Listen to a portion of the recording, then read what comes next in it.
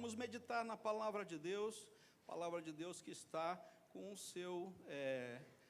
seu esboço no boletim, né? Então, aliás, está Atos capítulo 9, verso 31. Abra sua Bíblia, Atos capítulo 9, verso 31. E vamos meditar no texto. Vamos caminhar um pouco no livro de Atos. Atos capítulo 9, verso 31.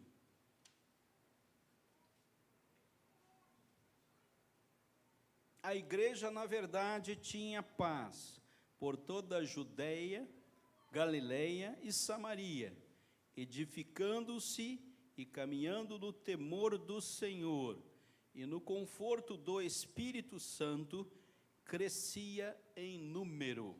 Meu Deus, obrigado pela Tua palavra, podemos abri-la nesta oportunidade de culto e adoração. Obrigado porque a Tua palavra é a verdade, e ela não mente jamais, mas ela nos conduz, pelo Teu Santo Espírito, ao caminho que o Senhor tem para nós como igreja. Obrigado porque podemos abri-la em culto e adoração, como parte, Senhor, daquilo que nós fazemos para Te glorificar. E assim, Senhor, guarda em nosso coração a verdade, nós possamos estar sempre lembrando dessa caminhada que temos, conduzidos pela Tua palavra, que em momento algum precisa de um crivo humano, mas que já tem a condução aos nossos corações mediante a obra do Espírito, e fala a nossa vida, e nos orienta, e nos dá caminhada segura, Pai. Obrigado, Senhor Deus, porque isso tem sido feito assim, em meio à Tua igreja, e nós podemos confiar inteiramente nela, Senhor, para que possamos viver dias felizes aqui na terra. Oramos em nome de Jesus, amém. Atos do Espírito Santo na vida da igreja. Atos do Espírito Santo na vida da igreja. Se você olhar esse livro, logo no início, lá na citação dele, você vai ver que está escrito Atos dos Apóstolos, não é? Pois essa é uma referência humana a respeito desse livro. Mas, na verdade, o caminhar da igreja, ele não está vinculado só a atos de homens e de mulheres, mas ele está vinculado àquilo que o Espírito Santo, que é Deus, faz na vida da igreja. Nós somos totalmente dependentes do agir do Espírito Santo. Nenhum de nós está aqui porque veio aqui por uma mera concepção intelectual. E se fez assim, se converta, porque você ainda não nasceu de novo.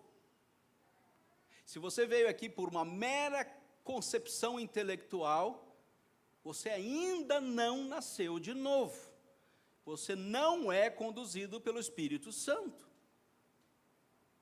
A igreja depende 100% da condução do Espírito Santo.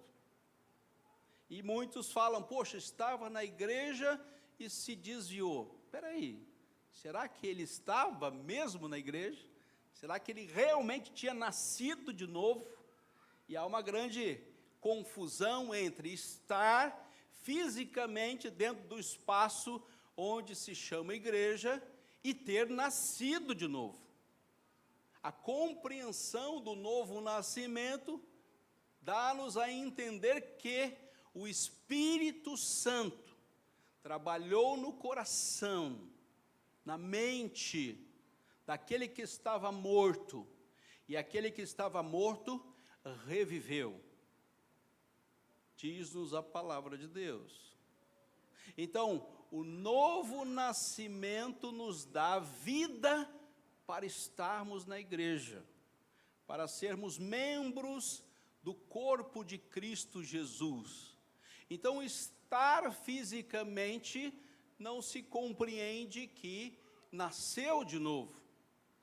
E a nosso entendimento, a gente pensa que só porque caminhou dentro de atos religiosos, nasceu de novo. Então, não é só fazer atos humanos religiosos, mas é nascer de novo.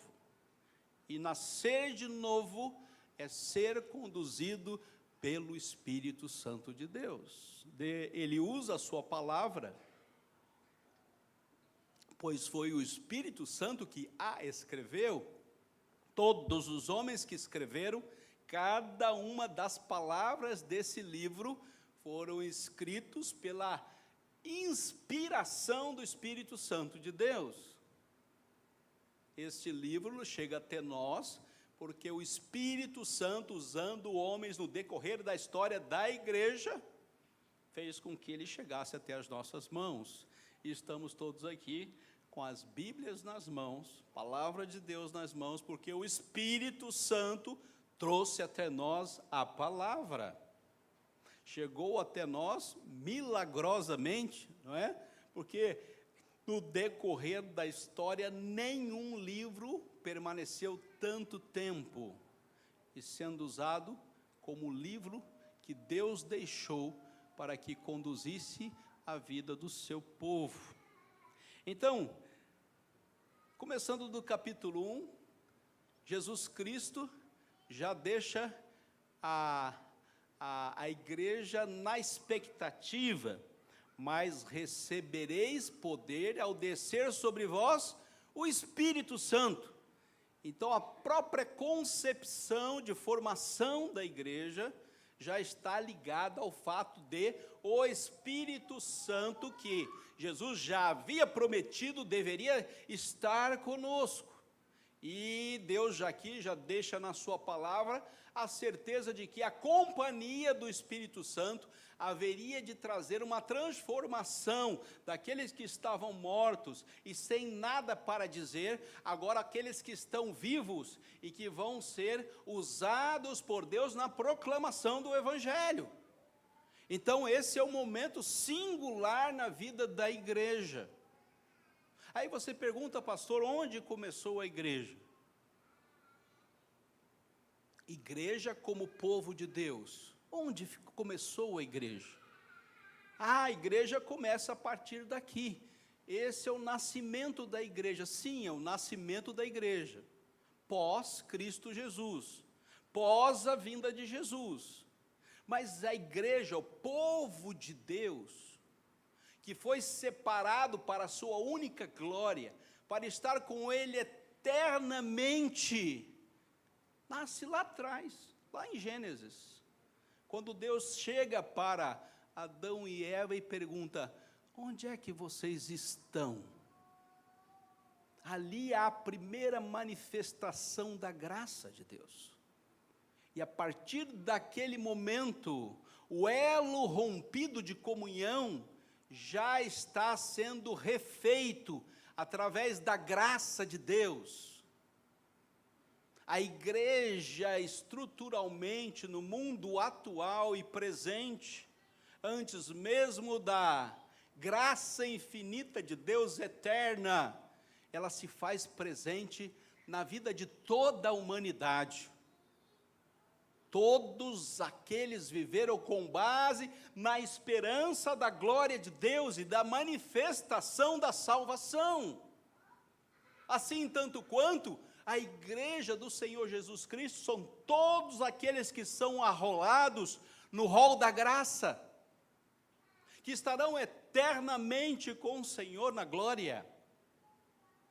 Então, queridos, a concepção da palavra, ela não é fracionada, dividida, como alguns pensam: aqui vai começar a igreja. Aqui vai começar a igreja neotestamentária, porque a igreja, povo de Deus, que vai passar a eternidade, já nasceu da busca graciosa de Deus, desde a concepção do pecado. O trabalho de busca que Deus fez para nos trazer a tal realidade. A manifestação do povo de Deus aqui são atos do Espírito Santo de Deus na vida da igreja. Ele vai contar alguns personagens dos apóstolos, Pedro, Paulo, João e Filipe. Todos participaram desse momento, mas a maioria e quase todos os atos são destes apóstolos.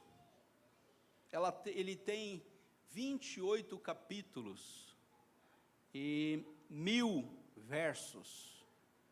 Então é um texto que o Espírito Santo teve um cuidado detalhado para que nós tivéssemos todas as informações necessárias e pudéssemos entender os primeiros passos da vida da igreja.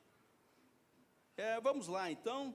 A caminhada da igreja foi uma reunião onde foi trazido de todos os povos, línguas e nações uma concepção de ser um só povo. E como essas pessoas que nasceram de novo, nessa primeira cena, viviam. Capítulo 2, verso 42. E perseveravam na doutrina dos apóstolos, na comunhão, no partir do pão e nas orações. Então já havia na igreja primitiva neotestamentária uma comunhão bem próxima, uma perseverança na santidade. Já havia uma caminhada segura na unidade da igreja, no partir do pão, no participar daquilo que era necessário para as suas vidas e nas orações, na caminhada espiritual de total sintonia com Deus. E eles fazem uso pleno dos meios de graça. Eles já têm uma leitura daquilo que Deus deixa na sua palavra. Eles já têm uma leitura daquilo que Deus estabelece na vida de oração, Deus falando com eles, eles falando com Deus, e eles já têm uma leitura do partir do pão, da comunhão. É o momento primário, é o momento inicial neotestamentário. Momento seguinte, a palavra de Deus vai falar que um dos apóstolos chega no templo e estabelece um princípio: arrependei-vos, pois, e convertei-vos, para que sejam cancelados os vossos pecados. E Pedro estabelece uma linha de confissão, de arrependimento, para aqueles que agora vivem juntos. Capítulo 3, verso de número 19, se você virar a página, ele vai dizer também que estes apóstolos faziam muitos milagres, e muitos sinais eram feitos entre o povo pelas mãos dos apóstolos, e costumavam todos a reunir-se em comum acordo. Eles estavam vivendo juntos, e algo estava acontecendo de sobrenatural na vida desta igreja. Capítulo 6 se estabelece um grupo de irmãos que deve cuidar daqueles que são necessitados. E ele vai falar da instituição dos diáconos.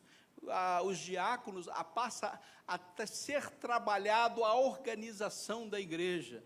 Nós não podemos depender só de alguns homens, nós precisamos de outros homens para organizar a vida da igreja. No momento seguinte, Estevão é morto, e proclamando o evangelho, e a partir do capítulo 8, do verso de número 1, naquele dia levantou-se grande perseguição. Pastor, o senhor não falou que o texto é um texto que fala a respeito de atos do Espírito Santo? Como é que Deus permite que venha uma perseguição sobre a igreja? Deus está perdendo a rédea daquilo que Ele programou para ser a sua igreja? Acho que há um problema aí, né? Deus não está mais governando a vida da igreja, porque Ele permite que essa igreja seja perseguida.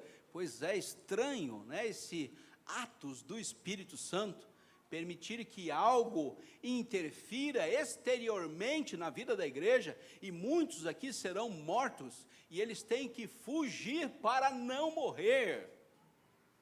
O Espírito Santo perdeu as rédeas da história da igreja. O mundo, o pecado e o próprio Satanás venceu. Pois é uma concepção errada.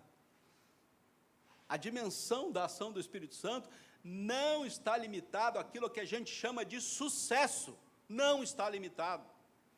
O Espírito Santo age onde, quando, da forma que Ele quer. E depois, se você ler o livro todo, você vai ver que estava tudo bem estabelecido, até a perseguição da igreja. Até a perseguição da igreja. Daqui, todos se espalham. Daqui, o evangelho passa a ser um ato missionário. Cada um vai para uma região e vai viver o evangelho em local distante. Aí você chega, que seria propriamente um resumo desses primeiros momentos da igreja como Atos, e ele faz uma parada no texto, depois ele vai continuar em outra direção, e a gente só vem até aqui hoje, pode ficar tranquilo, né? O tempo está passando aí, mas a gente só vem até aqui hoje.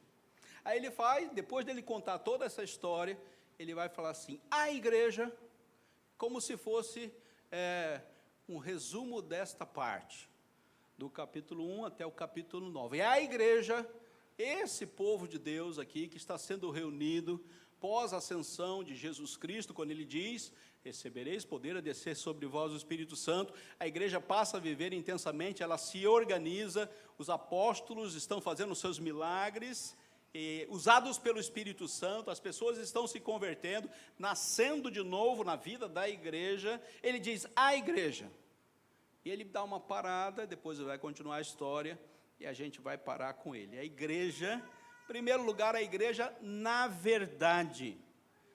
Preste bem atenção a essa palavra, que ela faz toda a diferença para nós. A igreja na verdade. A igreja não anda na mentira.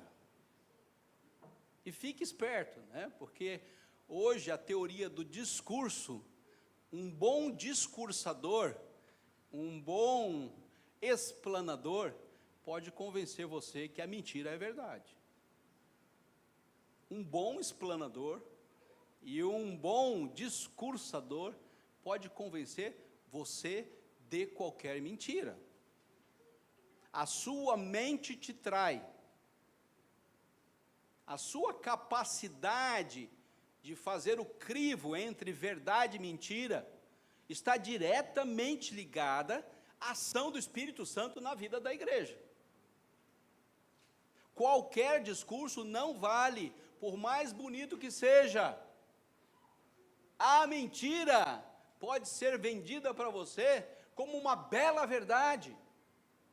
Basta que você distorça um pouquinho, você não precisa contar um mentirão, basta que você tire 1% da verdade, você já está inserido na mentira. Se você tirar 1% da verdade, você já está vivendo fora da palavra. Então preste bem atenção, querido, porque nós precisamos do crivo do Espírito Santo. Quem traz até nós a verdade é só o Espírito Santo, não é a beleza do discurso. Abra os seus olhos e os seus ouvidos ao que o Espírito Santo diz à igreja. Tome muito cuidado, porque hoje está muito fácil trabalhar um belo discurso. Antigamente os discursos eram cansativos, né? E se fazia uma leitura extensiva a respeito de vários temas, e a gente não tinha a benção do celular para enrolar, né? Hoje a gente tem a benção do celular para enrolar, enquanto o discurso é muito longo. Naquele tempo, você dormia no culto. Era tão extensa a exposição da verdade, que você ficava cansado. E as crianças começavam a chorar, e era o entra e sai da comunidade. Hoje não, queridos. Hoje, o discurso é uma seta, é uma frase. E você engole aquilo na hora. E você acha bonita a frase. E você joga nas suas redes sociais, porque a frase é linda. Mas nem sempre a frase condiz com a verdade.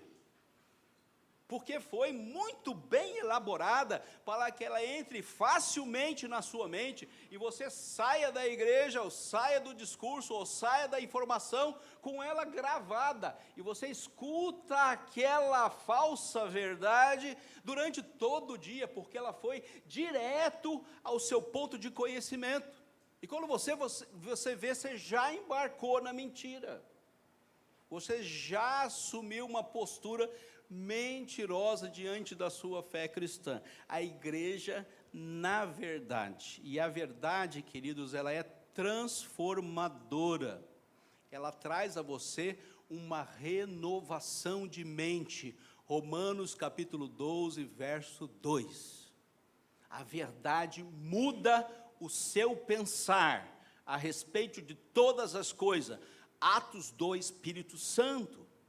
Segundo lugar, a igreja tinha paz.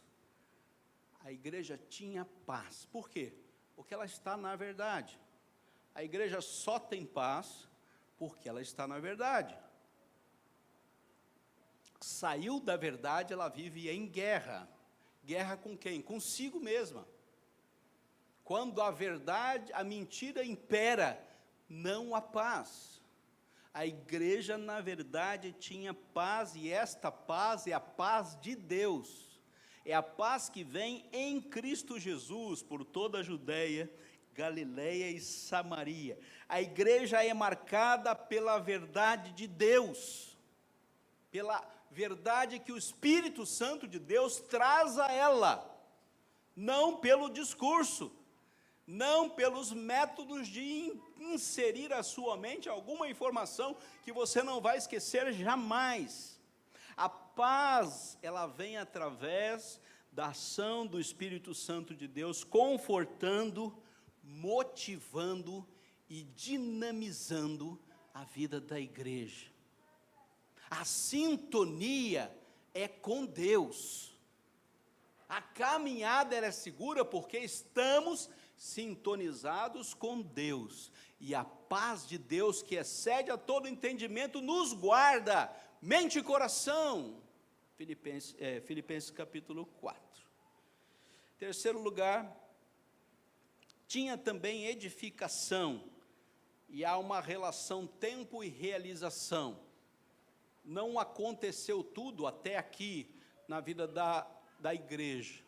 Aconteceu alguns fatos que marcaram a vida da igreja: a descida do Espírito Santo, a ação evangelizadora e agora a dispersão para proclamar o evangelho a toda e qualquer criatura. É só o início da igreja neotestamentária, é só o início, mas o tempo e a realização são exatos, é exatamente na hora, é Deus quem edifica.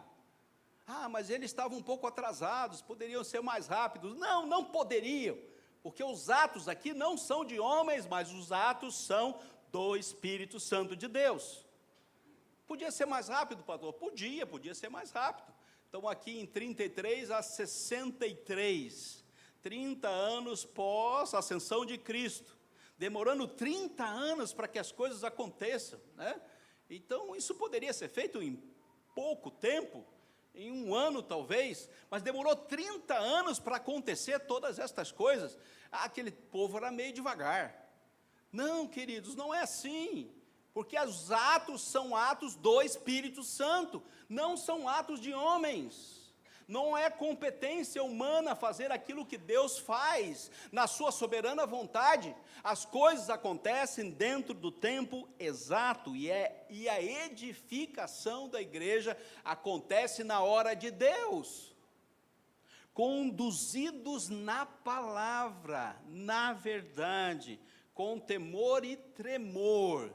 Filipenses capítulo 2, verso 13. Aqui há critérios de consagração, um cuidado de Deus para que esse povo que vive perseverando nos meios de graça continue a sua caminhada. Em quarto lugar, a igreja tinha direção, diz o texto, caminhando. Então há um ato progressivo da igreja, na tomada de decisões. A igreja está sendo conduzida por Deus. O querer e o realizar da igreja estão em Deus. Filipenses capítulo 4, verso 13. Tanto o querer quanto o realizar só são feitos porque houve uma informação do Espírito Santo de Deus a estes homens para que acontecesse e fosse efetuado. Não foi invenção de homens a igreja, não foi uma concepção onde os homens mentalmente pensaram, agora é hora, Jesus Cristo subiu aos céus e agora é hora de nós fazermos uma organização religiosa. Ninguém pensou isso, irmãos. Foi Deus que estabeleceu. Esse caminho não foi traçado por homens, mas foi traçado pelo Espírito Santo de Deus. Portanto, a vontade de Deus é diferente da vontade dos homens.